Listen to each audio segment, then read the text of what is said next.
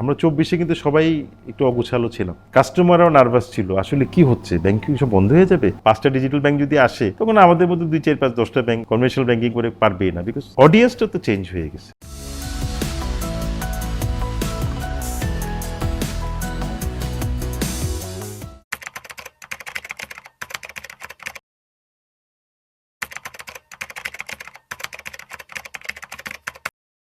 AB ব্যাংকের এখনকার পরিস্থিতি চ্যালেঞ্জিং, কোনো ডাউট নেই, বাট আমি যেটা মোটামুটি সবাইকেই বলতেছিলাম যে আমাদের তো এই 44 বছরের পরটা আসলে সবসময় যে মসৃণ ছিল সেটা না। আর ফার্স্ট প্রাইভেট সেক্টর ব্যাংক হিসাবে কিন্তু প্রথম দিকে অনেক চ্যালেঞ্জও ছিল, কারণ নতুন প্রাইভেট সেক্টর ব্যাংক, অনেক ইনোভেশন করতে হচ্ছিল, কিছু ভালো হয়েছে, কিছু খারাপ হয়েছে। যেমন আমরা দেখতেছিলাম ওই দিনে আলাপ করতেছিলাম এবং একটা লিস্ট আমরা দেখতাম যে ব্যাংকিং ইন্ডাস্ট্রিতে আমরা ফার্স্ট অফ মেনি ফার্স্ট কী করছি দেখলাম, লং লিস্ট। এবং সত্যিকার অর্থে বাংলাদেশে প্রথম এটিএমটাও কিন্তু এবি ব্যাংকের দেওয়া, কেউ জানে না, অনেকে জানে না। সিন্ডিকেট ফাইন্যান্সিং বলেন, সবচেয়ে প্রথম এবি ব্যাংক করছিল, বা ফার্স্ট প্রাইভেট সেক্টর ব্যাংক হিসেবে অলওয়েজই AB bank was contributing to the economy as a whole. এমপ্লয়মেন্টে যদি যা দেখেন, খুব ইন্টারেস্টিং, মহিলাদের ব্যাংকিংয়ে এমপ্লয়মেন্টের পায়োনিয়ার কিন্তু এবি ব্যাংক। এখন এটার ক্রেডিটটা যায় আসলে মুর্শেদ খান স্যারের উপরে, আমাদের যে স্বপ্নদ্রষ্টা এই ব্যাংকের, ওনার ভিশনটা অন্যরকম ছিল, উনি একটা মডার্ন প্রোগ্রেসিভ ব্যাংকিং আনতে চেয়েছিল। অনেকে হয়তো জানেনও না, এবি ব্যাংক যেদিন চালু হয়েছে ওদিন থেকে কোর ব্যাংকিং অটোমেটেড, মানে আমরা যে ব্যাংকিং সিস্টেমটা ইউজ করি সেরকম অনেক কিছু আছে। হ্যাঁ, লাইক তো এই দেশেরই একটা অংশ, এই দেশের সোশিও ইকোনমিক পলিটিক্যালের একটা পার্ট, এটার অর্থনৈতিক, সামাজিক, রাজনৈতিক যে আপনার সিচুয়েশন থাকে ওর ভিতরে ব্যাংকিং ইন্ডাস্ট্রিও একটা পার্ট, এটা তো ওই পুরাটার আলাদা কিছু না। সো ওইটার যখন একটু উত্থান পতন হয়, ব্যাংকিং ইন্ডাস্ট্রির উত্থান পতন হয়। সো কত 44 ইয়ার্সে যদি বলেন আপনার, দ্যাট ইজ দ্য রিয়েলিটি। যখন দেশ ভালো ছিল আমরা ভালো ছিলাম, যখন দেশ একটু স্ট্রাগল করতেছে আমরাও স্ট্রাগল করতেছি, এবং financial industry as a whole ইরানে যুদ্ধ লাগলো, স্ট্রাগল করা শুরু করলো, মানে একদম পুরা দেশের ইকোনমির হার্ট হিসেবে কাজ করে। তো তা আমরা এখন চ্যালেঞ্জিং পর্যায়ে নিশ্চয়ই আসছি। 24শে অগস্টের পর থেকে আমাদের যখন স্পেশালি এনপিএল টেনপিএল বেড়ে গেল, আরও অনেকের মতোই কান্ট্রি এনপিএলও তো 30% উপরে চলে গেল। তো এই জিনিসটা তো সবার জন্য যেমন চ্যালেঞ্জ হয়েছে, আমাদের জন্যও হচ্ছে। 24টা টাফ ছিল, বিকজ সব কিছু মিলে এমন একটা আনসার্টেনিটি ছিল, আমাদের কাস্টমারদের কনফিডেন্সটা একটু নার্ভাসনেস চলে আসছে।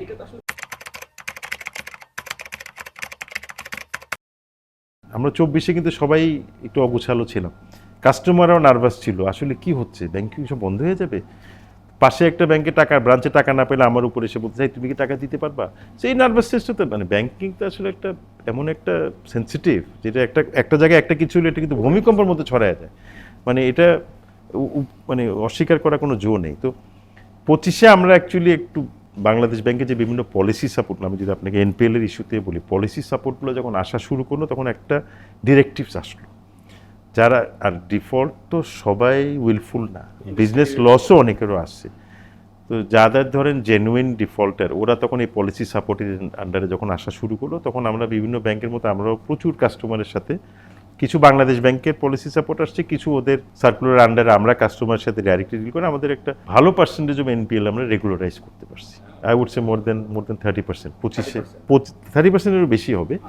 এটা 25শে ডিসেম্বর পর্যন্ত, এটা কন্টিনিউয়াস চলতেছে, কিন্তু আমরা এই বছরেও চেষ্টা করতেছি আরও 15-20% যদি আমরা রেগুলারাইজ করে ফেলতে পারি এনপিএল, তাহলে একটা ভালো জায়গায় চলে আসবে। কিন্তু ওই লিকুইডিটি সমস্যাটা কিন্তু থেকেই যাচ্ছে, কারণ আমার ক্যাশ ফ্লোটা তো আসতেছে না, কারণ আমাদের ওই প্রত্যেকের 2 বছরের মরটোরিয়াম আছে, মরটোরিয়াম পিরিয়ডটা যখন শেষ হবে তখন আসলে রিয়েল ক্যাশ ফ্লো আসবে। ওই লিকুইডিটি গ্যাপটা ম্যানেজ করাটাই আসলে one of the biggest challenge.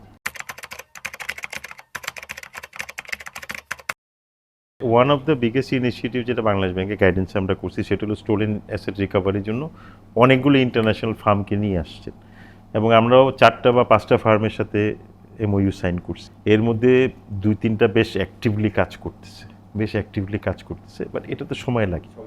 আর আমি আগেও একজনের সাথে শেয়ার করতেছিলাম, এটার একটা ভালো একটা সাইড আসতেছে হয়তো বা, সেটা হলো যে যাদের ধরেন এই অ্যাসেটগুলো বিভিন্ন দেশে আসে, ওই অ্যাসেটগুলোতে আইডেন্টিফাইড হচ্ছে, বিভিন্নভাবে তারা জানতেছে যে এখানে ইন্টারন্যাশনাল কোম্পানিরা কাজ করতেছে এই অ্যাসেটগুলো ফ্রিজ করার জন্য। ওনারা হয়তো ভাবা শুরু করছে যে আমার এই অ্যাসেট তো আজকে না হলে কালকে ফ্রিজ হবেই, এর থেকে ভালো আমি যাই ব্যাংকের সাথে বসে একটা সেটেলমেন্ট করে ফেলি। সেদিকেও কিছুটা কিন্তু ভাইব পাওয়া যাচ্ছে। সো একটু সময় লাগবে, একটু সময় লাগবে। এটা যেটা উইলফুলের কথা বললেন তাদের বেলায় কিন্তু এইটাই হলো বেস্ট মেকানিজম। পার্সোনাল জীবনে করি সেটা হলো মূল। আমার যখন ইনকাম কমে যায় আমার খরচ কমাতে হবে। So that is something, is the first thing to do. I have to reduce my cost, but in a structure proper way, organisational structure. এটা একটা জিনিস। আরেকটা হলো আমাদের বিজনেস তো হলো লোন। সো লোনের আমাদের সবসময় আমরা সেগমেন্ট ছিল কর্পোরেট।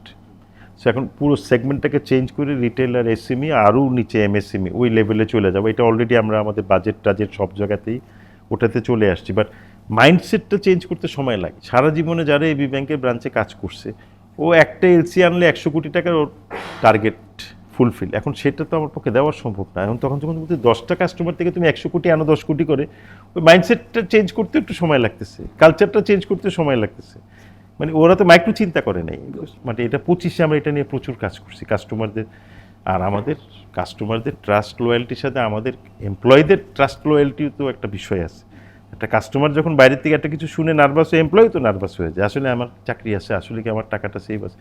পুরো রিবিল্ড করতে গিয়ে আমাদের আসলে একটু সময় লেগে গেছে। আল্লাহর রহমতে এখন আমি বলবো যে we have come out of the worse situation. এখন ইনশাআল্লাহ আল্লাহর রহমতে আস্তে আস্তে আমরা আমাদের ইন্ডিকেটারগুলো পজিটিভ। ইলেকশনের পরে মোটামুটি ডিপোজিটও স্টেবল, নতুন ডিপোজিট আসা শুরু হয়েছে।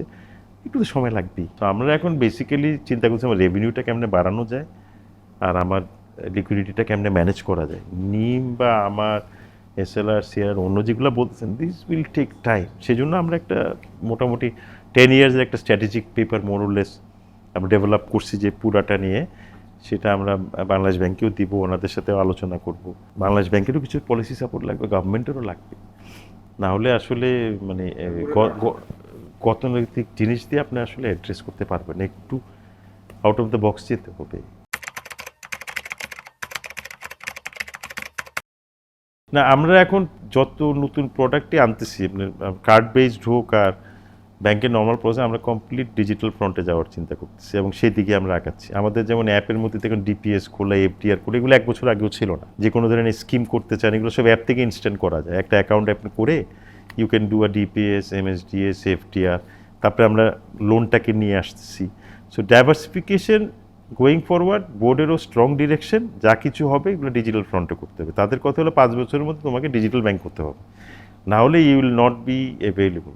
বিকজ 5টা ডিজিটাল ব্যাংক যদি আসে তখন আমাদের মধ্যে 2, 4, 5, 10টা ব্যাংক কনভেনশনাল ব্যাংকিং করে পারবেই না। বিকজ অডিয়েন্সটা তো চেঞ্জ হয়ে গেছে। আপনারা অডিয়েন্সটা চেঞ্জ, সবাই সব কিছু তো মোবাইলে বসে করতে চায়, ল্যাপটপে বসে করতে চায়। তা আমার তো কাস্টমার সেগমেন্টের কাস্টমার বিহেভিয়ারটা চেঞ্জ হয়ে গেছে। আমি যদি সেভাবে আমাকে চেঞ্জ না করি আমি ইরিলেভেন্ট হয়ে যাব। সো বোর্ড হ্যাজ ডাইরেক্টিভ, মানে রাইটলি ডিরেক্টেড যে এখন going forward you think everything digital, এবং ওটার জন্য কিছু ইনভেস্টমেন্ট লাগে। বোর্ড বলছে লেটস ডু ইট, অসুবিধা নেই। না, ওইরকম কোনো কিছু আমাদের কাছে আসলে নাই। আমরা ওইরকম কোনো ইন্ডিকেশন কোনো ওখান থেকে পাইও না। এটা তো পলিসি মেকার বা গভর্নমেন্টের ডিসিশন, ওনারা কী নেবে। সো ওইরকম কোনো ইন্ডিকেশন আমাদের কাছে নাই। আমাদেরকে যেটা বলা হয়েছিল সেটার জন্য আমরা চেষ্টা করছি, কিছু স্ট্র্যাটেজিক ইনভেস্টার আনার জন্য চেষ্টা করতেছি। যদি কিছু স্ট্র্যাটেজিক ইনভেস্টার আনতে পারি তাহলে আমার ক্যাপিটালটাকে যদি আমি একটু পজিটিভ দিকে নিয়ে যেতে পারি তাহলে আমার ব্যবসা করতে আরও সুবিধা হয়। ওই জায়গাটা আমাদেরকে বলছিলাম, আমরা ওই জায়গায় আমাদের বোর্ড ইজ ওয়ার্কিং।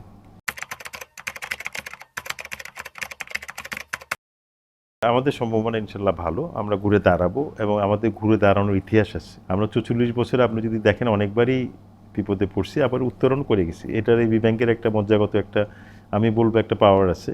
এমপ্লয়ীদের প্রচণ্ড ট্রাস্ট, কাস্টমারদের প্রচণ্ড ট্রাস্ট। মানে 30,000 কোটি টাকার উপরে একটা বেসিক ডিপোজিট ধরে রাখা কাস্টমারদের ট্রাস্টের কারণে। স্ট্রং ব্র্যান্ড এবি ব্যাংকের। 44 বছর ধরে একটা সাইনবোর্ড দেখতে দেখতে মানুষের একটা ব্র্যান্ডের উপর যে আস্থাটা, তো কাস্টমারদের যে আস্থা, স্টেক হোল্ডারদের যে আস্থা, স্টেক হোল্ডার মিনিং আপনি, রেগুলেটর, সবাই যে আস্থাটা রাখছেন আমাদের উপরে, সেই আস্থাটা কন্টিনিউ করে গেলে ইনশাল্লাহ I can assure you that bank ইনশাল্লাহ ঘুরে দাঁড়াবে। গ্রাহকদেরকে আমি ধন্যবাদ দিতে চাই, ওনারা আস্থা রাখছেন আমাদের উপরে। এই এত ট্রাবল টাইমে, এত চ্যালেঞ্জিং টাইমে ওনারা আমাদের উপর সত্যি আস্থা রাখছেন। আপনি আজ পর্যন্ত দেখবেন না যে কোনো কাস্টমার আমাদের ব্রাঞ্চ থেকে ফেরত গেছে, আল্লাহর রহমতে। সেটা তো একটা মিউচুয়াল ট্রাস্ট আর কনফিডেন্সের ব্যাপার। বিশ্বাসটা ওনার ছিল বলেই তো আর ছিল। ওই আস্থাটা ওনারা কন্টিনিউ করুক। আমরা কঠিন টার্মটা ইনশাল্লাহ পার হয়ে চলে আসছি। ওনাদের আস্থা এবং ভরসার উপর ভিত্তি করে আমরা ইনশাল্লাহ এগিয়ে যাবো ইনশাল্লাহ।